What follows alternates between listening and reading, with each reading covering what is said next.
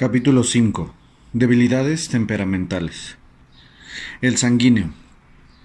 Cuando se lo observa detenidamente, se comprueba que la incesante actividad del sanguíneo no es más que un movimiento sin descanso. Con frecuencia es poco práctico y desorganizado. La naturaleza emocional que le es propia hace que excite en forma instantánea y antes de analizar todo el panorama, atropella, con los ojos cerrados, en dirección equivocada. Pocas veces resulta un buen estudiante, debido, precisamente, a su espíritu inquieto. Esto se proyecta a su vida espiritual, pues le resulta difícil concentrarse para leer la palabra de Dios. Su indisciplinada actividad resulta, a la larga, improductiva. En la práctica rara vez el sanguíneo está a la altura de lo que potencialmente podría rendir. No encara los problemas yendo al fondo de la cuestión, sino que los ataca tangencialmente y a menos que logre un cierto grado de disciplina, su productividad es efímera aparte de ser escasa. El señor sanguíneo se las arregla por la fuerza de su dinámica personalidad, pero esa personalidad dinámica muchas veces no es más que una fachada que esconde un carácter débil. Básicamente su problema está planteado en términos de inseguridad e indisciplina. Si el señor sanguíneo se disciplinara, no habría límites a su potencialidad. Es único para comenzar cosas y no terminarlas nunca. Al pedírsele que tome una clase en la escuela dominical o acepte otro cargo cualquiera en la iglesia, acepta instantáneamente. El meditar un rato antes de responder, a la luz de su tiempo, de sus capacidades y de otros compromisos contraídos, no forma parte de su hechura. Le encanta agradar.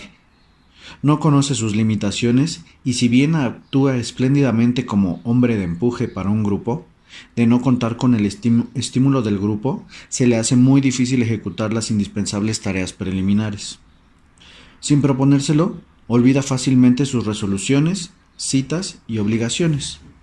No puede esperarse de él que se ajuste a un horario o cumpla con los plazos prometidos.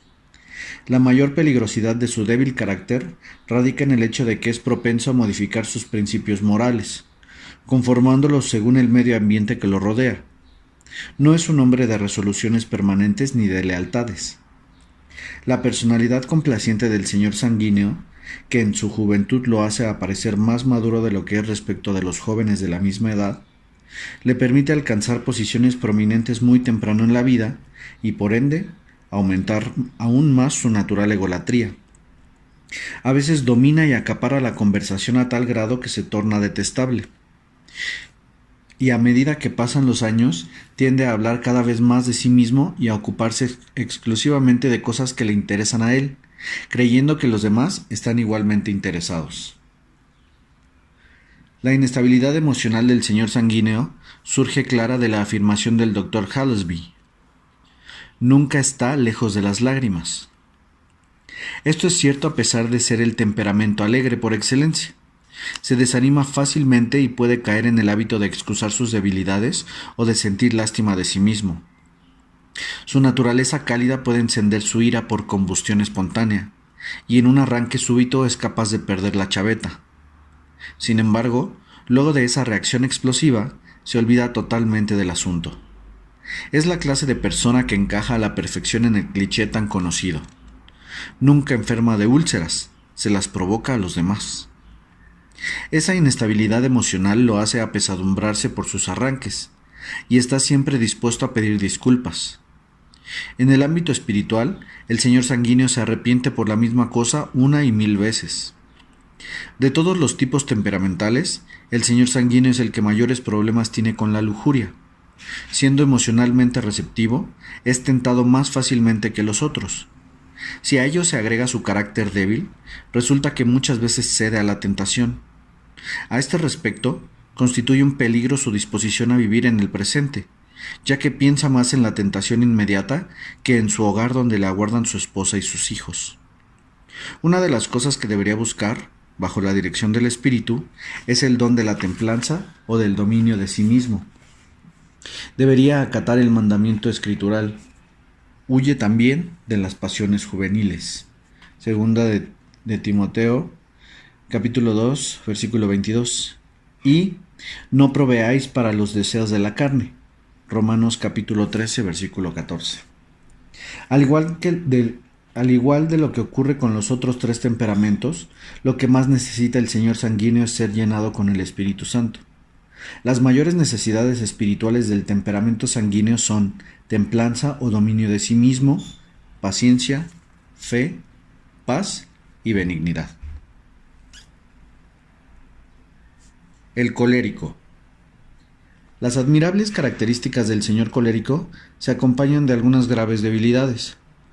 Entre las más prominentes figuran sus rasgos de dureza, ira, impetuosidad y autosuficiencia. El señor colérico padece de una notoria deficiencia emocional. La compasión cristiana es extraña a su naturaleza y tiende a ser indiferente, duro y falto de conmiseración hacia los demás, hacia sus sueños, sus realizaciones y necesidades. La simpatía que destila el sanguíneo la considera como una estupidez sentimental. Mucha de la energía que impulsa al colérico para la consecución de sus fines es generada en su disposición exaltada. Puede tornarse violentamente iracundo, y luego de volcar su rabia sobre los objetos de su desagrado, atesora su rencor por largo tiempo. Es famoso por su espíritu vengativo y es capaz de llegar a cualquier extremo para desquitarse de quien le ha cometido una injusticia. Esta disposición iracunda le acarrea una gran dosis de malestar en la vida, haciendo que su compañía sea totalmente indeseable. Desde el punto de vista físico, es propenso a adquirir una úlcera antes de cumplir los 40 años de edad, y desde el punto de vista espiritual, entristece al Espíritu Santo debido a su amargura, enojo y cólera. En el señor colérico hay una veta de consumada crueldad que lo hace pisotear sin miramientos los sentimientos y derechos de los demás, en su esfuerzo por lograr sus propósitos. A menos que tenga vigorosas normas morales, no dudará un instante en atentar contra la ley o recurrir a cualquier recurso taimado con tal de triunfar. Muchos de los más depravados criminales y dictadores del mundo han sido coléricos. La capacidad que tiene el señor colérico para tomar decisiones lo lleva a la impetuosidad que lo mete en difíciles situaciones y lo hace emprender actividades de las que luego se arrepiente. A pesar de ello, y debido a su inveterado orgullo, no ceja en sus propósitos y se aferra, obstinada y tercamente, a sus decisiones. Le resulta casi imposible pedir disculpas y muchas veces espeta, sin consideración alguna, crueles, descorteses y sarcásticas invectivas, hirientes a más no poder. Pocas veces expresa su aprobación, y en la vida matrimonial esa es una de las causas que acongojan al cónyuge. El dominio de sí mismo puede ser tan perfecto que aun en los peores ataques de ira puede no aporrear a su esposa, pero en lugar de ello la golpea con el más devastador garrote de la desaprobación. Nada hay más deprimente para la dignidad que merecer la censura de la persona que más se ama. La fuerte tendencia del señor colérico hacia la independencia y la seguridad en sí mismo lo hacen un individuo excesivamente autosuficiente. Unos cuantos éxitos lo transforman en una persona orgullosa, arrogante y dominadora, al grado de hacerlo insoportable. A pesar de todas sus capacidades, estas tendencias terminan hartando a los demás, y por contraste, crean en todos el frustratorio sentimiento de que jamás lo pueden conformar. A menos que entregue su vida a Cristo en la niñez, el colérico es más difícil de alcanzar espiritualmente que ningún otro adulto. Su autosuficiencia se proyecta a su ámbito espiritual, convenciéndolo de que no necesita ni de Dios ni de los hombres. Tiende a considerar sus realizaciones como excelentes obras que más que compensan por las malas obras que comete para la consecución de sus metas. Aún después de su conversión a Cristo, le resulta difícil aceptar que debe depender del Señor. Cuando haciendo un esfuerzo trata de leer la Biblia y de orar, su mente activa salta fácilmente a otros derroteros que lo llevan, por ejemplo, a planificar la actividad de ese día. Y a menos que el Espíritu de Dios lo toque vigorosamente y le permita ver el poder de lo sobrenatural, considera que las devociones practicadas en forma regular son poco prácticas y constituyen una lamentable pérdida de tiempo. De todos los temperamentos, es el que más necesita de los frutos del Espíritu, es decir, amor, paz, benignidad, paciencia, mansedumbre y bondad. El melancólico. Los rasgos egocéntricos del temperamento melancólico han sido magistralmente descritos por el Dr. Hallesby, y por ello transcribimos textualmente de dicho autor. Es más egocéntrico que ninguno de los otros temperamentos. Siente inclinación por cierto tipo de autocontemplación y de autoexamen que paraliza su voluntad y su energía. Se somete a una prolija disección de sí mismo y de sus condiciones mentales, capa por capa, como si pelara una cebolla, hasta acabar con todo vestigio de naturalidad y sencillez en su vida.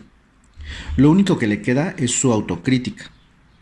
Y esta introspección no solamente es desafortunada, sino también perjudicial. Los melancólicos habitualmente se sumen en la morbidez mental.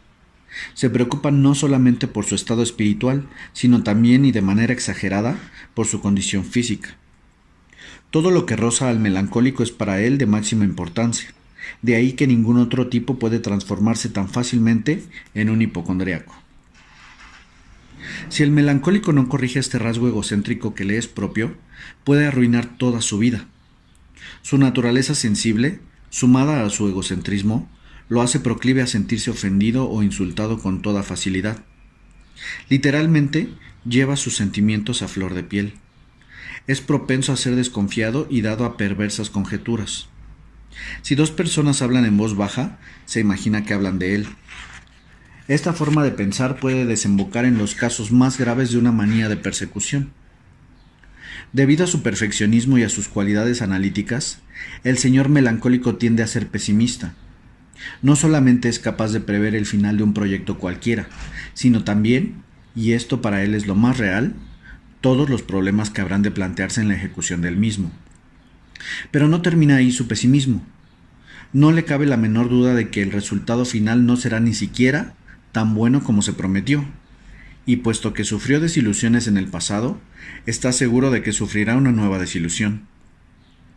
Esta perspectiva pesimista lo torna indeciso y teme tomar decisiones porque no quiere equivocarse y correr el riesgo de que las cosas resulten por debajo del alto nivel perfeccionista que se ha fijado como norma en su vida. Nadie más crítico que el melancólico. Tiene la tendencia a ser inflexible en lo que espera de los demás seres humanos y no se conforma sino con lo mejor. Más de un perfeccionista ha arruinado un espléndido matrimonio, porque su esposa no superó el 90% de lo que él esperaba de ella. Cualquier ínfimo error, él lo mira a través de la lupa del perfeccionismo, y en lugar de ver todo lo bueno, ve amplificado lo malo. Esta crítica, si bien a veces no la expresa verbalmente, la deja entrever con toda claridad adoptando una actitud orgullosa, altiva y a veces arrogante, porque menosprecia a la gente que no está a la altura de sus normas perfeccionistas. Justo es reconocer que es tan crítico consigo mismo como con los demás. Y cuando se trata del matrimonio, al melancólico se le hace a un mundo dar el gran paso. Tiende a idealizar a una mujer a la distancia, pero luego, cuando la conoce mejor, por más atractiva que sea, descubre que no es otra cosa que un ser humano y que, como tal, tiene sus debilidades.